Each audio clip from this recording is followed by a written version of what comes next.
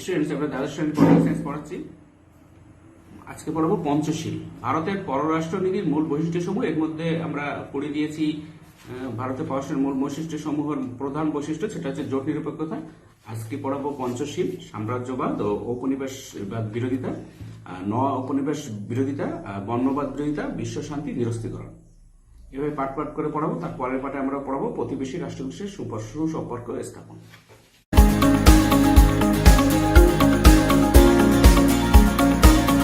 পড়ানো যাক। দেখো, ভারতের পররাষ্ট্র নীতির অন্যতম মৌলিক বৈশিষ্ট্য হলো পঞ্চশীল নীতির অনুসরণ। তাহলে আমাদের প্রশ্ন আসতে পারে পঞ্চশীল জিনিসটা। পঞ্চশীল সেটা আসলে পঞ্চ মানে পাঁচটি নীতি, হ্যাঁ, যে নীতি অনুসরণ করার কথা ভারত ঘোষণা করেছিল, সেই পাঁচটি নীতি হচ্ছে পঞ্চশীল নীতি। সেই পাঁচটি নীতির মধ্যে কি কি আছে দেখা যাক। দেখো, নবার্জিত স্বাধীনতা সংরক্ষণ এবং শান্তিপূর্ণভাবে তার উন্নতি সাধন উদ্দেশ্যে ভারত আন্তর্জাতিক আচরণের পাঁচটি নীতি অনুসরণের কথা ঘোষণা করেছিল। এই পাঁচটি নীতি পঞ্চশীল নামে পরিচিত। এই পাঁচটি নীতি হলো: এক, প্রতিটি রাষ্ট্রের ভৌগোলিক অখণ্ডতা ও সার্বভৌমত্বের প্রতি পারস্পরিক শ্রদ্ধা প্রদর্শন। দুই, অনাক্রমণ। তিন, অন্য রাষ্ট্রের অভ্যন্তরীণ বিষয়ে হস্তক্ষেপ না করা। চার, সাম্য ও পারস্পরিক সাহায্য। পাঁচ, শান্তিপূর্ণ সহাবস্থান। এইটা হচ্ছে পঞ্চশীল। পঞ্চশীল এসছে কোথা থেকে? দেখো, ইন্দোনেশিয়ার পঞ্চশীলা এর অনুকরণে 1954 সালে নেহরু পঞ্চশীলের কথা সর্বপ্রথম ঘোষণা করেছিলেন। তাহলে পঞ্চশীলের কথা ঘোষণা কে করেছিলেন? 1954 সালে নেহরু পঞ্চশীলের কথা সর্বপ্রথম ঘোষণা কোথা থেকে পেয়েছিলেন? ইন্দোনেশিয়ার পঞ্চশীলার অনুকরণে। ওই বছর ভারতের প্রধানমন্ত্রী নেহরু এবং চীনের প্রধানমন্ত্রী জৌ এনলাই কর্তৃক সম্পাদিত চুক্তির প্রস্তাবনায় সর্বপ্রথম পঞ্চশীল নীতিকে আনুষ্ঠানিকভাবে স্বীকৃতি প্রদান করা হয়। পরবর্তী সময়ে ওই নীতির ভিত্তিতে ভিয়েতনাম, যুগোস্লাভিয়া, মায়ানমার, নেপাল ও পূর্বতন সোভিয়েত ইউনিয়নের সঙ্গে ভারত চুক্তি স্বাক্ষর করেছিল। 1956 সালের মধ্যে বিশ্বের অধিকাংশ রাষ্ট্রই পঞ্চশীলের প্রতি তাদের সমর্থনের কথা ঘোষণা করতে দ্বিধাবোধ করেনি। বাংদুং সম্মেলন, আফ্রো এশীয় সম্মেলন, জোট নিরপেক্ষ দেশগুলির সম্মেলন, সম্মিলিত জাতিপুঞ্জের অধিবেশন প্রভৃতিতে ভারত ও পঞ্চশীলের প্রতি তার দৃঢ় অঙ্গীকারের কথা ঘোষণা করে। কে এস মূর্তি পঞ্চশীলকে জোট নিরপেক্ষতার পরিণতি বলে চিহ্নিত করেছেন। জোট নিরপেক্ষতার পরিণতি কে বলেছেন? কে এস মূর্তি। ভারতের পঞ্চশীল নীতি বিশেষভাবে জনপ্রিয় হয়ে ওঠার মূল কারণ হলো এইসব নীতির প্রতি বিভিন্ন রাষ্ট্র ঐকান্তিকভাবে শ্রদ্ধাশীল হয়ে উঠলে বিশ্ব শান্তি ও নিরাপত্তা প্রতিষ্ঠার পথ প্রশস্ত হবে। তার ফলে তৃতীয় বিশ্বে যুদ্ধের সম্ভাবনা যথেষ্ট হ্রাস পাবে বলে পণ্ডিত নেহরু প্রমুখ মনে করতেন। বস্তুত পঞ্চশীলের অন্তর্ভুক্ত নীতিসমূহকে উপেক্ষা করার ফলে বিভিন্ন সময় বিশ্ব শান্তি বিঘ্নিত হয়েছে এবং আঞ্চলিক কিংবা আন্তর্জাতিক ক্ষেত্রে যুদ্ধের সূত্রপাত করেছে। এই যে পঞ্চশীল নেহরু ঘোষণা করেছিলেন, এই পঞ্চশীল নীতি মেনে নিলে যুদ্ধের সম্ভাবনা নষ্ট হবে এবং বিশ্ব একটা শান্তি প্রতিষ্ঠা হবে। সেই জন্য পঞ্চশীলের গুরুত্ব। এবার দেখো, সাম্রাজ্যবাদ ও ঔপনিবেশবাদ বিরোধিতা। সাম্রাজ্যবাদ ও ঔপনিবেশবাদ হলো মানবতার চরম শত্রু। এই যে সাম্রাজ্যবাদ, অন্য দেশের দখল করে, অন্য দেশের পরে নিজেদের কর্তৃত্ব স্থাপন করা, এটাই তো উপনিবেশ। এই যে বাঁধ, হ্যাঁ, যে অন্য দেশ দখল করে সেই দেশের, যেমন আমরা ব্রিটিশের উপনিবেশ ছিলাম দীর্ঘ 200 বছর, এরকম আর কি। ভারত সহ তৃতীয় বিশ্বের দেশগুলি সুদীর্ঘকাল ধরে কোনো না কোনো সাম্রাজ্যবাদী ও ঔপনিবেশবাদী রাষ্ট্রের শাসনাধীন ছিল। অর্থনৈতিক ক্ষেত্রে শোষণ ও বঞ্চনা, রাজনৈতিক ক্ষেত্রে একাধিপত্য স্থাপন ও সামাজিক ক্ষেত্রে ভেদ বৈষম্যের প্রতিষ্ঠা হল সাম্রাজ্যবাদ ও ঔপনিবেশবাদের অপরিহার্য বৈশিষ্ট্য। ভারতের পররাষ্ট্র নীতির অন্যতম প্রধান বৈশিষ্ট্য হল সাম্রাজ্যবাদ ও ঔপনিবেশবাদের বিরোধিতা করা। এই যে আর কোনো দেশ যেন এই সাম্রাজ্যবাদের শিকার না হয়, উপনিবেশবাদের শিকার না হয়, এটাই ভারতের পররাষ্ট্র নীতির মূল বৈশিষ্ট্য। তাই সে এশিয়া, আফ্রিকা ও লাতিন আমেরিকার মুক্তিকামী মানুষের আন্দোলন ও সংগ্রামের প্রতি অকুণ্ঠ সমর্থন ও সহানুভূতি জ্ঞাপন করতে বিন্দুমাত্র দ্বিধা করেনি। Vietnam, Korea, Nicaragua, El Salvador, Falkland দ্বীপপুঞ্জ, পানামা প্রভৃতি দেশের জাতীয় সার্বভৌমত্ব অখণ্ডতা রক্ষার সপক্ষে এবং সাম্রাজ্যবাদী ঔপনিবেশবাদী রাষ্ট্রগুলির আগ্রাসন ও অন্যায় হস্তক্ষেপের বিরুদ্ধে ভারত সোচ্চার উঠেছে। এমনকি পিএলওর নেতৃত্বে পরিচালিত প্যালেস্টাইন মুক্তি আন্দোলনের প্রতি সে ইতিবাচক মনোভাব প্রদর্শন করেছে। বস্তুত ইন্দোচীন ও কোরিয়ায় মার্কিন নীতি, সুয়েজ খালের ব্যাপারে ইঙ্গো ফরাসি মনোভাব, ভিয়েতনাম ও আলজেরিয়ায় ফ্রান্সের ঔপনিবেশিক কার্যকলাপের বিরুদ্ধে ভারতের প্রতিবাদ জ্ঞাপন এবং ইতিবাচক ভূমিকা পালন হলো তার সাম্রাজ্যবাদ ও ঔপনিবেশবাদ বিরোধী পররাষ্ট্র নীতির অপরিহার্য অঙ্গ। আবার পর্তুগাল অধিকৃত গোয়া, দমন, দিউ থেকে ঔপনিবেশিকতার অবসান ঘটানোর উদ্দেশ্যে পশ্চিমী দেশগুলি ভীতি ভীতি প্রদর্শনকে উপেক্ষা করে 1963 সালে ভারত সরকার পুলিশি ব্যবস্থা গ্রহণ করতে বিন্দুমাত্র দ্বিধাবোধ করেনি। তাছাড়া দক্ষিণ আফ্রিকা সরকার নামিবিয়া দখল করে রাখলে সোয়াপো নেতা নুজোমার নেতৃত্বে পরিচালিত আন্দোলনের প্রতি ভারত দৃঢ় সমর্থন জ্ঞাপন করেছিল। এই যে পর্তুগিজের উপনিবেশ ছিল আমাদের ভারতের গোয়া দমনদেউ, তখন যখন সেখানে উপনিবেশের অবসান ঘটানো হলো তখন কিন্তু অন্যান্য পশ্চিমী দেশগুলি রক্তচক্ষু দেখিয়েছিল ভারতকে, ভীতি প্রদর্শন করেছিল যে ওইগুলো নিলে ঠিক হবে না, কিন্তু ভারত কিন্তু সেই প্রদর্শনকে উপেক্ষা করে 1963 সালে গোয়া দমনদেউকে দখল করে নেয়। মানে ওটা ভারতের অঙ্গ, সেখানে পর্তুগিজ উপনিবেশ কি করে থাকে ভারত স্বাধীনতার পরে, এই জন্য ভারত নিয়ে নেয়। এরপরে দেখো নয়া উপনিবেশবাদ বিরোধিতা। সাম্রাজ্যবাদের সর্বাধুনিক রূপ হলো নয়া উপনিবেশবাদ। এখন আর ওই উপনিবেশবাদ কি একটু চেঞ্জ হয়ে গেছে, এখন আর সেই দেশ দখল করা না, সেই দেশের বাজার দখল করা, সেই দেশের উপরে কর্তৃত্ব করা, এই হচ্ছে নয়া উপনিবেশবাদ। এর উপনিবেশবাদ বৈদেশিক সাহায্য ও ঋণদান, বৈদেশিক বাণিজ্য নিয়ন্ত্রণ, বহুজাতিক সংস্থা, খাদ্য সরবরাহ, সামরিক জোট গঠন, অস্ত্র বিক্রয়, সামরিক ঘাঁটি স্থাপন, পুতুল সরকার গঠন প্রভৃতি কৌশল অনুসরণের মাধ্যমে অনুন্নত উন্নয়নশীল দেশসমূহকে শোষণ নিয়ন্ত্রণের চেষ্টা করে। যে সরকার তার কথা শুনবে না তাকে সরিয়ে দিয়ে তার ইচ্ছা মতো সরকার, ওই দেশেরই লোক দিয়ে সরকার গঠন করা হবে, কিন্তু তার পুতুল সরকার, মানে সেই বিশ্বের উন্নত দেশগুলোর কথা শুনে চলবে, যেমন আমেরিকার কথা শুনে চলবে সোজা কথায়। প্রধানত তৃতীয় বিশ্বের দেশ সময় নয়া উপনিবেশবাদের মৃগয়া ক্ষেত্র হয়ে উঠেছে। ভারতের পররাষ্ট্রনীতির অন্যতম বৈশিষ্ট্য হল এর উপনিবেশবাদের বিরোধিতা করা। জোট নিরপেক্ষ আন্দোলন, বিভিন্ন শীর্ষ বৈঠক এবং সম্মিলিত জাতিপুঞ্জের বিভিন্ন সংস্থায় ভারত নয়া উপনিবেশবাদের বিরুদ্ধে সোচ্চার হয়ে উঠেছে। দক্ষিণের অনুন্নত উন্নয়নশীল রাষ্ট্রগুলির প্রতি উত্তরের নয়া উপনিবেশবাদী রাষ্ট্রগুলির বৈষম্যের বিরুদ্ধে কেবল প্রতিবাদ জ্ঞাপন করে ভারত ক্ষান্ত হয়নি, সেই সঙ্গে সে উত্তর দক্ষিণ রাষ্ট্রগুলির বৈঠকে উত্তরের রাষ্ট্রগুলি কর্তৃক অনুষ্ঠিত বৈষম্যমূলক নীতিগুলির বিরুদ্ধাচরণ করেছে। উত্তর ও দক্ষিণের রাষ্ট্রগুলির মধ্যে পারস্পরিক সহযোগিতা বৃদ্ধির জন্য ভারত চেষ্টার কোনো ত্রুটি করেনি, কিন্তু তার সেই চেষ্টা বিশেষ ফলবতী না হয় দক্ষিণ দক্ষিণ সহযোগিতা, সাউথ সাউথ কোঅপারেশন এর উপর ভারত বিশেষ গুরুত্ব আরোপ করেছে। 77টি দেশের জোট গ্রুপ অফ 77 সার্ক, মানে G77 আর কি, সার্ক এর প্রতিষ্ঠা, আফ্রিকার জন্য অর্থ তহবিল গঠন প্রভৃতি ক্ষেত্রে ভারত অগ্রণী ভূমিকা পালন করেছে। যে G77 গঠনের ক্ষেত্রে, সার্কের গঠনের ক্ষেত্রে ভারত অগ্রণী ভূমিকা পালন করেছে, কারণ ভারত চায় নয়া উপনিবেশবাদ বিরোধিতা আমাদের মূল বিষয়বস্তু, আমাদের নয়া উপনিবেশ আমরা আর চাই না। এই যে এই বা নয়া উপনিবেশ আবার নতুন করে আফ্রিকা বা এই যে দক্ষিণ এশিয়ার দেশগুলির উপরে আবার আমেরিকা বা এই যে উন্নত দেশগুলির যে উপনিবেশবাদ নতুন ভাবে মাথাচাড়া দিচ্ছে, এর বিরুদ্ধে আর কি। বর্ণবাদ বৃদ্ধির পর দেখো, ব্রিটিশরা ভারত শাসনের যেসব অদ্ভুত যুক্তি প্রদর্শন করতো সেগুলোর মধ্যে বিশেষ উল্লেখ যেগুলো শ্বেতাঙ্গদের বোঝা, হোয়াইটনেস বার্ডেন, এবং তথা জাতি কুলগত শ্রেষ্ঠতা। ওরা ভাবতো যে ব্রিটিশরা হচ্ছে পৃথিবীর, বিশেষ করে যারা সাদা মানুষ, শ্বেতাঙ্গ আর কি, তারা পৃথিবীর শ্রেষ্ঠ, তাদের উচিত হচ্ছে অন্যদের ঠিক করা আর কি, অন্যদের শাসন করা। এই যে হোয়াইটম্যান বোঝা, হোয়াইটম্যানস বার্ডেন, জাতিকুলগত শ্রেষ্ঠত্বের তত্ত্ব, এটা ব্রিটিশরা বলেছিল। কেবল ব্রিটিশ শাসনে নয়, বিশ্বের বহু দেশের শাসক শ্রেণী কর্তৃক অনুষ্ঠিত নীতির অপরিহার্য অঙ্গ হল বর্ণ বৈষম্য ও বর্ণ বিদ্বেষ। সুদীর্ঘকাল ধরে এই নীতি অনুষ্ঠিত হওয়ার ফলে শাসিতের মধ্যে এক ধরনের হতাশা, বঞ্চনাবোধ, হীনমন্যতা সৃষ্টি। এই ধরনের শাসন গণতন্ত্র ও মানবাধিকারের সম্পূর্ণ বিরোধিতায় ভারত আন্তর্জাতিক কাছে সর্বপ্রকার বর্ণবাদ ও বর্ণ বৈষম্যের বিরোধিতা করার কথা ঘোষণা করেছে।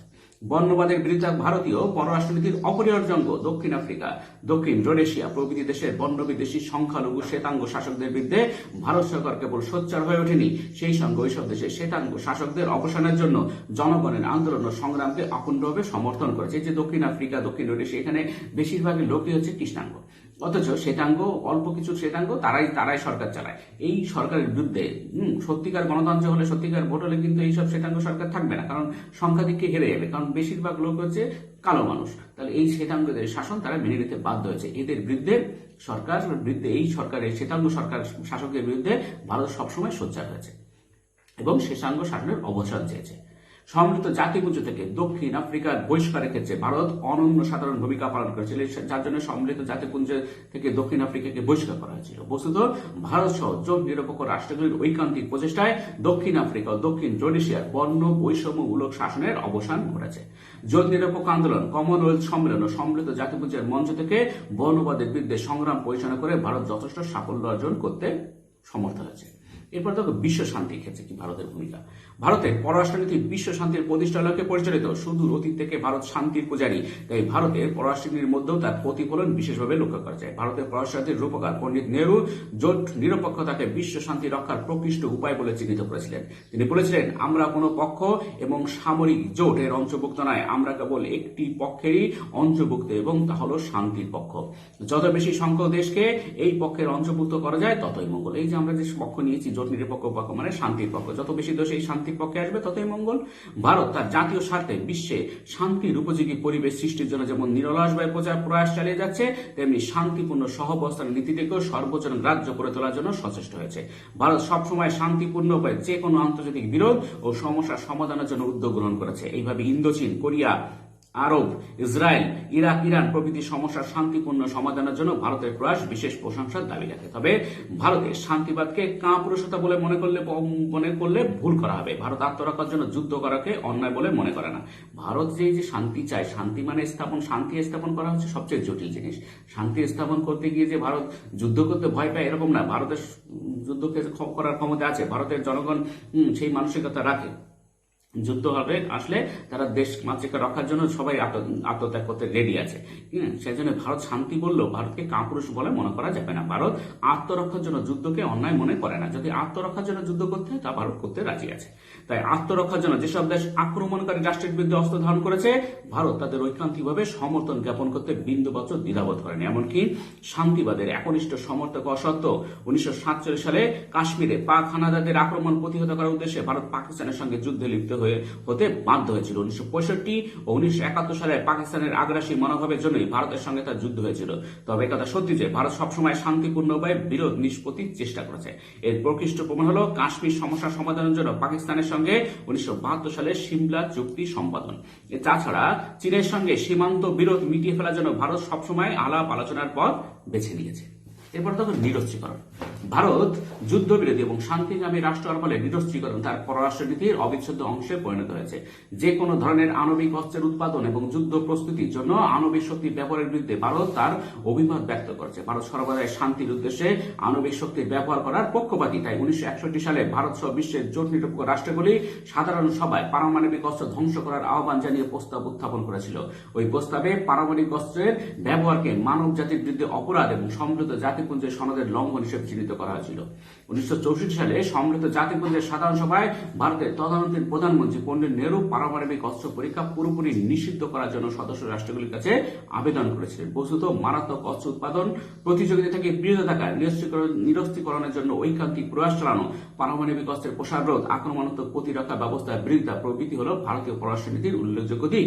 তাই পাকিস্তানকে অস্ত্রশস্ত্রে সজ্জিত করার যে কোনো কর্মসূচি মার্কিন যুক্তরাষ্ট্র গ্রহণ করেছে ভারত তার প্রতিবাদ করতে বিন্দুমাত্র দ্বিধা করেনি। এই যে পাকিস্তানকে বিভিন্নভাবে অস্ত্র সাহায্য করে ভারতের বিরুদ্ধে লাগিয়ে দিয়েছে মার্কিন যুক্তরাষ্ট্র, এইটাকে ভারত কখনো মোচড় ছোঁয়ার প্রতিবাদ করতে বিন্দুমাত্র দ্বিধাবোধ করেনি। কারণ পাকিস্তান হচ্ছে একটা সন্ত্রাসবাদী দেশ এক কথায়। তাদের অবস্থা যদি ঠিক হয়, তারা যদি শুধু মানুষ সবসময় ভারতের সাথে সাহায্য লেগেই চলেছে। এরপরে দেখো ভারতের কিন্তু সেই উদ্দেশ্য নয়। ভারতের হচ্ছে কি প্রতিবেশী রাষ্ট্রগুলোর সাথে সুসম্পর্ক স্থাপন হচ্ছে ভারতের পররাষ্ট্রনীতির অন্যতম মৌলিক উদ্দেশ্য। দেখো ভারতের পররাষ্ট্রনীতির অন্যতম বৈশিষ্ট্য হল প্রতিবেশী রাষ্ট্রগুলোর সঙ্গে সুসম্পর্ক স্থাপন এবং তার সম্প্রসারণ। এই উদ্দেশ্য পূরণের জন্য সে শান্তিপূর্ণ সহাবস্থান নীতি অনুসরণ করে থাকে। ভারত সাধারণত যে চীন, পাকিস্তান, বাংলাদেশ, নেপাল, ভুটান, মায়ানমার ও শ্রীলঙ্কার সাথে মৈত্রী সম্পর্ক গড়ে তোলার চেষ্টা করলেও বিভিন্ন সময় নানা কারণে ওইসব প্রতিবেশী রাষ্ট্রের সঙ্গে তার সম্পর্ক তিক্ত হয়েছে। উদাহরণ হিসেবে কাশ্মীরকে কেন্দ্র করে পাকিস্তানের সঙ্গে, গঙ্গার জলবন্টন ও সীমান্তে অনুপ্রবেশ নিয়ে বাংলাদেশের সঙ্গে, সীমান্তের প্রশ্নে চীনের সঙ্গে এবং তামিল ভাষাভাষীদের দাবির প্রশ্নে শ্রীলঙ্কার সঙ্গে ভারতের বারংবার বিরোধ ঘটেছে এবং এখনো ঘটছে। এতদ সত্ত্বেও ভারত প্রতিবেশী রাষ্ট্রগুলির সঙ্গে সুসম্পর্ক গড়ে তোলার উদ্দেশ্যে বিভিন্ন সময় নানা ধরনের ইতিবাচক পদক্ষেপ গ্রহণ করেছে। উদাহরণ হিসেবে তাশখন্দ ঘোষণা 1966, সিমলা চুক্তি 1972 বিভিন্ন সময় উভয় দেশের মধ্যে অর্থনৈতিক ও সাংস্কৃতিক ক্ষেত্রে পারস্পরিক সহযোগিতার জন্য আলাপ আলোচনা চালানো। রাজীব গান্ধী এবং বেনজির ভুট্টোর মধ্যে শীর্ষ বৈঠক 1988, রাজীব গান্ধীর পাকিস্তান সফর 1989 দুটি রাষ্ট্রের মধ্যে সুসম্পর্ক স্থাপনের উদ্দেশ্যে ভারতের প্রধানমন্ত্রী অটল বিহারী বাজপেয়ীর পাকিস্তান সফরকালে পাক প্রধানমন্ত্রী নওয়াজ শরীফের সঙ্গে ঐতিহাসিক লাহোর ঘোষণাপত্রে স্বাক্ষর দান 1999 এবং দিল্লি লাহোর সমঝোতা এক্সপ্রেস ও দিল্লি লাহোর বাস সার্ভিসের উদ্বোধন 1999। প্রধানমন্ত্রী মনমোহন সিংয়ের আমলে 2004 পারস্পরিক আস্থা প্রতিষ্ঠার কর্মসূচি CBM কনফিডেন্স বিল্ডিং মেজার্স এর সুদৃঢ়করণ উদ্দেশ্যে শ্রীনগর থেকে মুজাফফরাবাদ পর্যন্ত বাস সার্ভিস চালু 2005। নিয়ন্ত্রণ রেখা অতিক্রম করে একটি বাণিজ্য পথে ট্রেড রুট নির্মাণ 2008। উভয় রাষ্ট্রের মধ্যে বাণিজ্যিক সম্পর্কের উন্নতি সাধন ছাড়াও ভারত পাকিস্তানের প্রত্যক্ষ পুঁজি বিনিয়োগ এফডিআই ফরেন ডাইরেক্ট ইনভেস্টমেন্টের আরোপিত বাধা নিষেধ প্রত্যাহার 2012 প্রভৃতির মাধ্যমে পাক ভারত সম্পর্ক উন্নতির কথা উল্লেখ করা যায়। এই যে বারবার ভারত বিভিন্নভাবে পদক্ষেপ গ্রহণ করছে ভারত এবং পাকিস্তানের মধ্যে এটা সুসম্পর্ক স্থাপন হয়ে ওঠে, কিন্তু ভারত আর পাকিস্তান যতই চেষ্টা করুক বিভিন্ন পরিস্থিতিতে ভারত পাকিস্তানের মধ্যে সুসম্পর্ক স্থাপনে বাধা আছে। অনুরূপভাবে তিব্বতের দালাই লামাকে আশ্রয় দেয় 1959, ভারত চীন সীমান্ত সংঘর্ষ 1962 প্রভৃতি সত্ত্বেও বিগত শতাব্দীর 80 দশকের পর থেকে চীনের সঙ্গে ভারতের সৌহার্দ্যপূর্ণ সুসম্পর্ক স্থাপিত হয়েছে। চীনের সঙ্গে বাণিজ্য চুক্তি সম্পাদন 1987, প্রয়াত প্রধানমন্ত্রী রাজীব গান্ধী চীন সফর 1988, সীমান্ত সমস্যার সমাধানের উদ্দেশ্যে জয়েন্ট ওয়ার্কিং গ্রুপ গঠন 1988, সীমান্ত সমস্যা সমাধানের নরসিংহারের চীন সফরকালে ভারত চীন সীমান্তে বর্তমান নিয়ন্ত্রণ রেখা বরাবর শান্তি ও সুস্থিতি বজায় রাখার জন্য চুক্তি Agreement on Maintenance of Peace and Tranquility along the line of actual control সম্পাদন 1993। চীনা রাষ্ট্রপতি জিয়াং জেমিনের ভারত সফরকালে দুটি রাষ্ট্রের মধ্যে আস্থা প্রতিষ্ঠার কর্মসূচির অঙ্গ হিসেবে একটি ঐতিহাসিক যুদ্ধবিরতি চুক্তি সম্পাদন 1996। ভারতের প্রাক্তন পররাষ্ট্রমন্ত্রী যশোমন্দর সিংয়ের চীন সফরের সময় দুটি দেশের মধ্যে সুসম্পর্ক গড়ে তোলার উপর গুরুত্ব আরোপ 1999। চীন সফরকালে প্রধানমন্ত্রী অটল বিহারী বাজপেয়ী কর্তৃক তিব্বতকে চীনের অবিচ্ছেদ অঙ্গ হিসেবে স্বীকৃতি দানের পর সিকিমকে ভারতের অবিচ্ছেদ অঙ্গ হিসেবে চীনের ঘোষণা 2003। চীনা প্রধানমন্ত্রী ওয়েন জিয়াবাও ও রাষ্ট্রপতি হু জিনতাও এর সঙ্গে ভারত সফর যথাক্রমে 2005 ও 2006 এর মাধ্যমে দুটি দেশের মধ্যেকার অর্থনৈতিক সম্পর্কের সুদৃঢ়করণ। ওয়েন জিয়াবাও এর পরবর্তী ভারত সফরকালে দুটি দেশের মধ্যে জম্মু কাশ্মীর অরুণাচল প্রদেশের অধিবাসীদের চীনে যাওয়ার জন্য বৈধ ভিসার পরিবর্তে পাসপোর্টের সঙ্গে জুড়ে দেওয়া সাদা কাগজের ভিসা প্রদানের বিষয় নিয়ে আলোচনা 2010 প্রভৃতির ফলে ভারত চীন সম্পর্কের ক্ষেত্রে যথেষ্ট উন্নতি সাধিত হয়েছে, কিন্তু আবার নতুন করে কিন্তু ভারত চীন সেই সম্পর্কের ক্ষেত্রে বাধা নিষেধ। আমি যখন এখন পড়ছি এই জিনিস এখনই ভারত পাকিস্তান চীন কিন্তু সুসম্পর্ক নেই। চীন বারবার আমাদের সঙ্গে সীমান্তে গন্ডগোল করে চেষ্টা করে চলেছে, ঠিক আছে, এবং চীন ভারতকে পাকিস্তান আর চীন দুটো মিলে ভারতকে শান্তিতে থাকতে দেওয়ার বিরোধিতা করছে আর কি। আবার শ্রীলঙ্কা তামিল সমস্যা সমাধানের জন্য বিভিন্ন সময় ভারতের উদ্যোগ গ্রহণ ও একাধিক চুক্তি সম্পাদন, শ্রীলঙ্কা শান্তি প্রতিষ্ঠাতে ভারতের শান্তি বাহিনী প্রেরণ 1987 প্রভৃতির মাধ্যমে ভারত শ্রীলঙ্কার সঙ্গে বন্ধুত্বপূর্ণ সম্পর্ক গড়ে তোলার জন্য সচেষ্ট হয়। তাছাড়া অটল বিহারী বাজপেয়ী সরকার শ্রীলঙ্কা, নেপাল ও ভুটানের সঙ্গে অবাধ বাণিজ্য ব্যবস্থা গড়ে তোলার মাধ্যমে পারস্পরিক সম্পর্কের ভিত্তিকে সুদৃঢ় করার উপর বিশেষ গুরুত্ব আরোপ করেছিল। আবার গঙ্গার জলবন্টন নিয়ে বাংলাদেশের সঙ্গে দীর্ঘদিনের বিরোধ মিটিয়ে ফেলা, অনুপ্রবেশ বন্ধের উদ্দেশ্যে সীমান্তে প্রাচীর গড়ে তোলার মতো পদক্ষেপ গ্রহণের ফলে ভারত বাংলাদেশ সম্পর্ক প্রায় স্বাভাবিক হয়ে উঠেছে। এবার দেখো মতাদর্শগত নিরপেক্ষতা। ভারতীয় পররাষ্ট্রনীতির অন্যতম বৈশিষ্ট্য হল মতাদর্শগত নিরপেক্ষতা। পণ্ডিত জওহরলাল নেহরু সহ ভারতের নেতৃবৃন্দের দাবি হল ভারতের পররাষ্ট্রনীতি বিশেষ কোনো রাজনৈতিক মতাদর্শের দ্বারা প্রভাবিত নয়। তাই মতাদর্শের ভিত্তিতে ভারত কোনো রাষ্ট্রকে শত্রু এবং কোনো রাষ্ট্রকে মিত্র বলে মনে করে না। সাম্যবাদী মানে কমিউনিস্ট এবং উদারনৈতিক গণতান্ত্রিক দেশগুলির মধ্যে যে পার্থক্য বিদ্যমান তার থেকে অনেক বেশি পার্থক্য লক্ষ্য করা যায় উন্নত ও অনুন্নত দেশগুলির মধ্যে। সমাজতান্ত্রিক বা গণতান্ত্রিক যাই হোক না কেন, উন্নত বা উন্নয়নশীল দেশগুলির সমস্যা সাধারণভাবে একই ধরনের হয়ে থাকে। এবার দেখো সম্মিলিত জাতিপুঞ্জের উপর গুরুত্ব আরোপ। বিশ্ব শান্তি ও নিরাপত্তার প্রতিষ্ঠা, মানুষের সমানাধিকার ও আত্মনিয়ন্ত্রণের অধিকারের স্বীকৃতি, আন্তর্জাতিক ক্ষেত্রে রাষ্ট্রসমূহের মধ্যে পারস্পরিক সহযোগিতার সম্প্রসারণ প্রভৃতির উদ্দেশ্যে সম্মিলিত জাতিপুঞ্জ প্রতিষ্ঠিত হয়েছিল। ভারত কেবল সম্মিলিত জাতিপুঞ্জের সদস্যপদই গ্রহণ করেনি, সেই সঙ্গে তার লক্ষ্যগুলি যাতে বাস্তবায়িত হতে পারে সেজন্য নিরলসভাবে প্রচেষ্টা চালিয়ে যাচ্ছে। এই সম্মিলিত জাতিপুঞ্জ যে চেষ্টা করছে বিশ্ব শান্তি প্রতিষ্ঠার ক্ষেত্রে ভারত তার অংশীদার আর কি। শান্তিপূর্ণ বিশ্ব ব্যবস্থা প্রতিষ্ঠার জন্য সম্মিলিত জাতিপুঞ্জ যেসব পদক্ষেপ গ্রহণ করেছে তাতে ভারত সক্রিয়ভাবে অংশগ্রহণ করেছে। উদাহরণ হিসেবে কোরিয়া, প্যালেস্টাইন, কঙ্গো, সাইপ্রাস প্রভৃতি সমস্যায় ভারতের ইতিবাচক ভূমিকার কথা উল্লেখ করা যায়। তাছাড়া মারণাস্ত্রের উৎপাদন বন্ধ, নিরস্ত্রীকরণ, উন্নত উন্নয়নশীল দেশগুলির অর্থনৈতিক বিকাশ, বর্ণ বৈষম্যের অবসান প্রভৃতি বিষয়ে সম্মিলিত জাতিপুঞ্জে ভারত দৃঢ়ভাবে তার বক্তব্য উপস্থাপন করেছে। তবে ভারত কখনোই সম্মিলিত জাতিপুঞ্জের নীতি ও কর্মসূচিকে অন্ধভাবে অনুসরণ করেনি।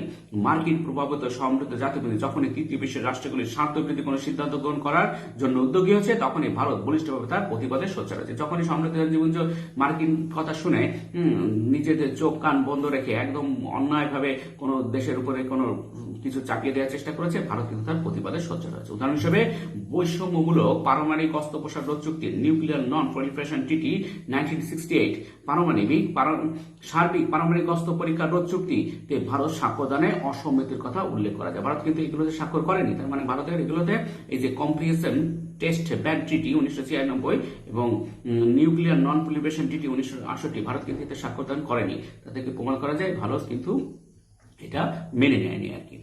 এবার দেখো কমনওয়েলথের সদস্যপদ গ্রহণ। কমনওয়েলথের সদস্যপদ গ্রহণ ভারতীয় পররাষ্ট্রনীতির অন্যতম বৈশিষ্ট্য বলে চিহ্নিত করা যেতে পারে। ভারত তার জাতীয় স্বার্থে কমনওয়েলথের সদস্যপদ গ্রহণ করেছে। সাধারণত বৈদেশিক বাণিজ্যের ক্ষেত্রে সুযোগ সুবিধা লাভের উদ্দেশ্যে ভারত কমনওয়েলথের সদস্যপদ গ্রহণ করেছে বলে অনেকে মনে করেন। তাছাড়া কমনওয়েলথের সদস্যপদ লাভ করার ফলে আন্তর্জাতিক কাছে ভারতের ভাবমূর্তি উজ্জ্বল হবে বলে ভারতের তদানীন্তন জাতীয় নেতৃবৃন্দ মনে করেছিলেন। কিন্তু কমনওয়েলথের সদস্যপদ গ্রহণ করার ফলে ভারতের সার্বভৌম সাধারণ জাতির চরিত্র অনেকাংশে বিনষ্ট হয়েছে বলে অনেকের অভিযোগ। এই যে কমনওয়েলথের সদস্য, এই জন্য অনেকে বলছে যে ভারতের সার্বভৌমত্ব নষ্ট হয়েছে। আসলে এরকম নয়, কিন্তু পণ্ডিত নেহরু এই অভিযোগ মেনে নিতে রাজি ছিলেন না, কারণ ভারতীয় সংবিধানে কোথাও ব্রিটিশ রাষ্ট্রপতির কথা উল্লেখ নেই। তাছাড়া কমনওয়েলথ হলো স্বাধীন রাষ্ট্রগুলির একটি স্বেচ্ছামূলক প্রতিষ্ঠান, যেখানে ভারত ইচ্ছে থাকলে থাকতেও পারে বা নাও থাকতে পারে। এটা হচ্ছে স্বেচ্ছামূলক প্রতিষ্ঠান। ভারত যে কোনো সময় ইচ্ছা করলে কমনওয়েলথ থেকে বেরিয়ে আসতে পারে।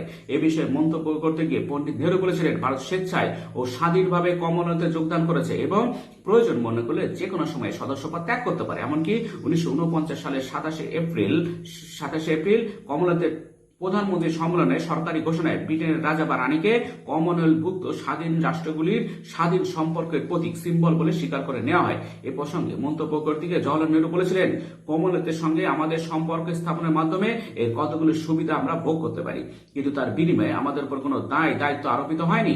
সম্মিলিত জাতিপুঞ্জের সদস্যপদ গ্রহণের ফলে ভারতকে যেসব বাধা নিষেধ মেনে চলতে হয়, কমনওয়েলথ সদস্যপদ গ্রহণ সত্ত্বেও ওই সব বাধা নিষেধ মেনে চলতে হয় না। সুতরাং কমনওয়েলথ সদস্যপদ গ্রহণ করার ফলে ভারতের সার্বভৌমত্ব ক্ষুণ্ণ হয়েছে, কথা মেনে নেওয়া যায় না। এবার দেখো মূল্যায়ন।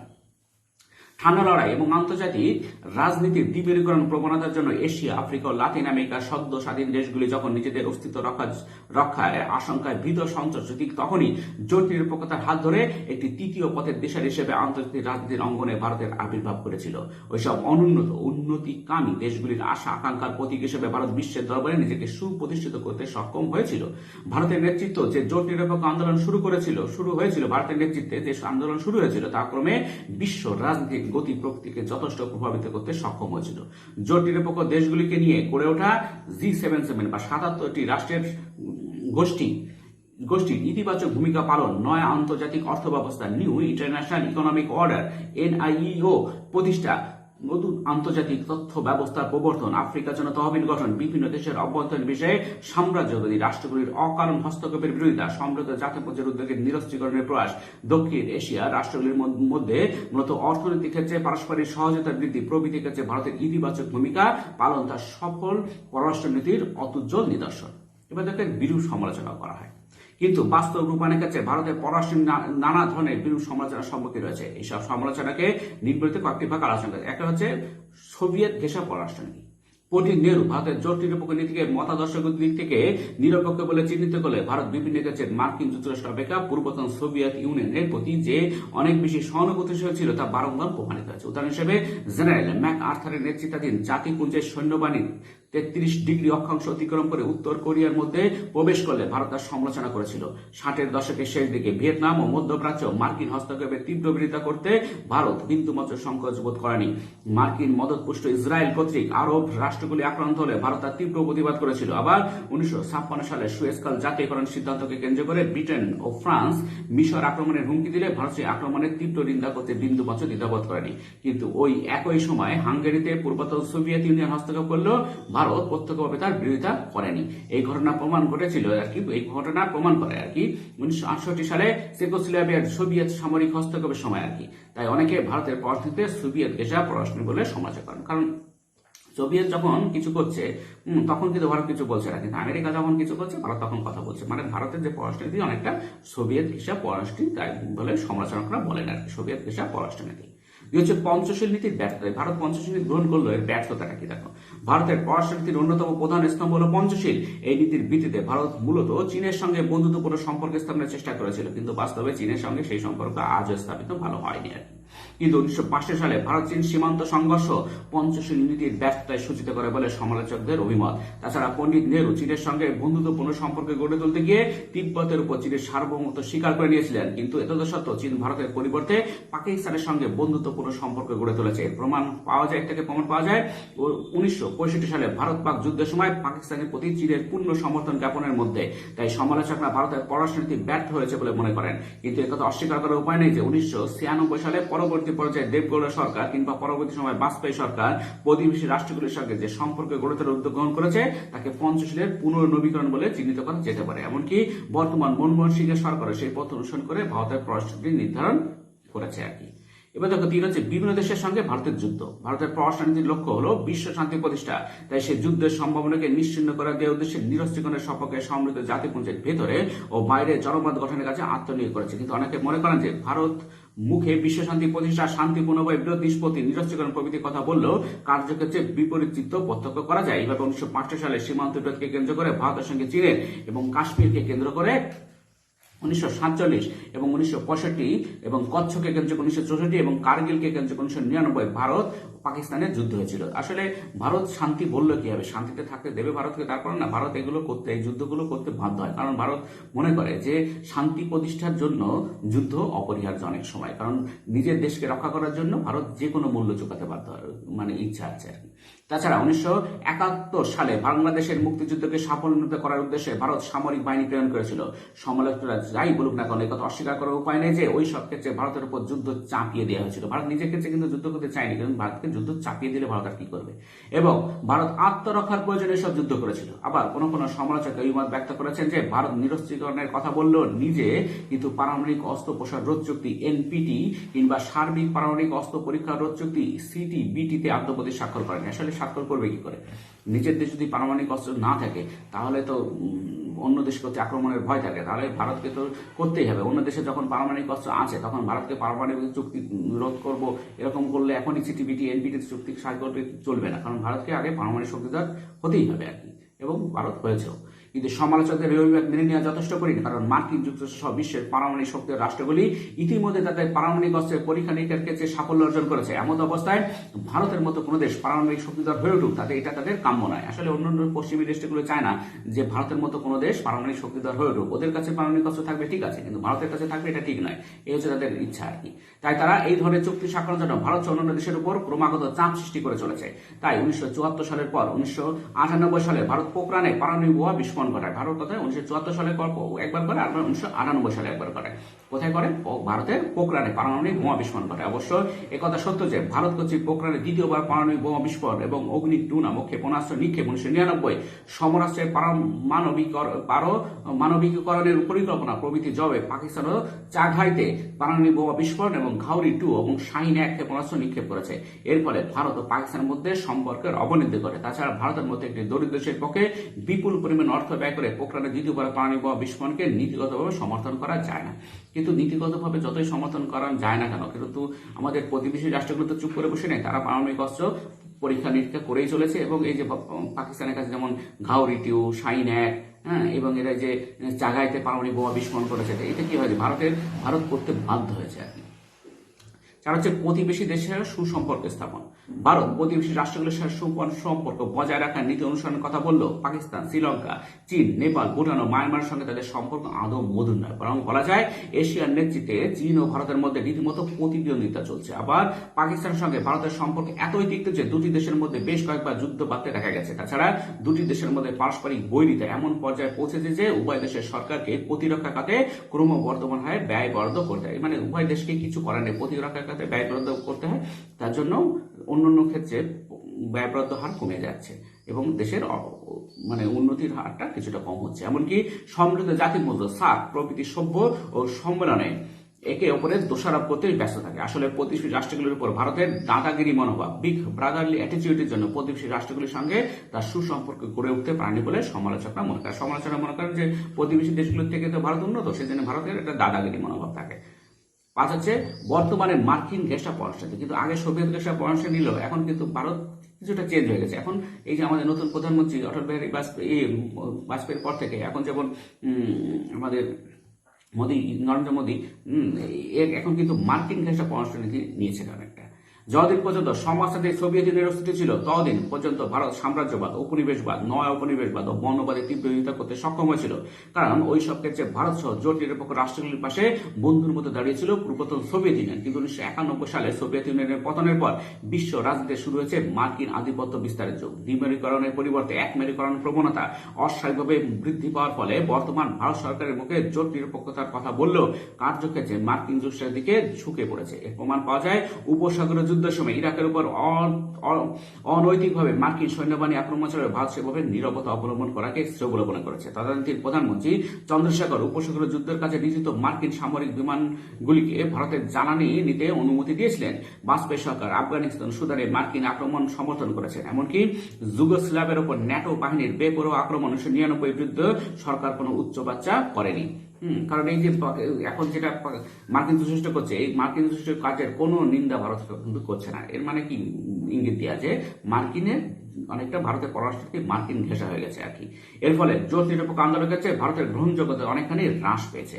1998 সালে দক্ষিণ আফ্রিকায় অনুষ্ঠিত জোট নিরপেক্ষ সম্মেলন থেকে তার প্রমাণ পাওয়া যায়। সর্বোপরি বসনিয়া হার্জেগোভিনা, রুয়ান্ডা, সোমালিয়া প্রভৃতি দেশের সমস্যার সমাধানের ব্যাপারে ভারত আর পূর্বের মতো উদ্যোগ গ্রহণ করতে চাইছে না বলে অভিযোগ উঠছে। এমনকি গ্যাট চুক্তি তৃতীয় বিশ্বের সামনে এক ভয়ঙ্কর বিপদ হিসেবে আত্মপ্রকাশ করলেও ভারত পূর্বের মতো তৃতীয় বিশ্বের দেশগুলিকে নেতৃত্ব দেওয়ার জন্য এগিয়ে আসেনি আর কি। আরো বিশ্বের ব্যাপার হল 1995 সালে বিশ্ব বাণিজ্য সংস্থা ওয়ার্ল্ড ট্রেড অর্গানাইজেশন WTO এর গঠনে ভারতের ভূমিকা ছিল বিশেষ ইতিবাচক। বস্তুত 1991 সালের পর থেকে মার্কিন যুক্তরাষ্ট্র, বিশ্ব ব্যাংক ও আন্তর্জাতিক অর্থ ভান্ডারের নির্দেশে ভারত সরকার নয়া শিল্পনীতি, উদারীকরণ, বেসরকারীকরণ, বিভিন্ন ক্ষেত্রে সরকারি ভর্তুকি প্রথা, অবাধ বাণিজ্য নীতি প্রভৃতি মেনে নিয়েছে।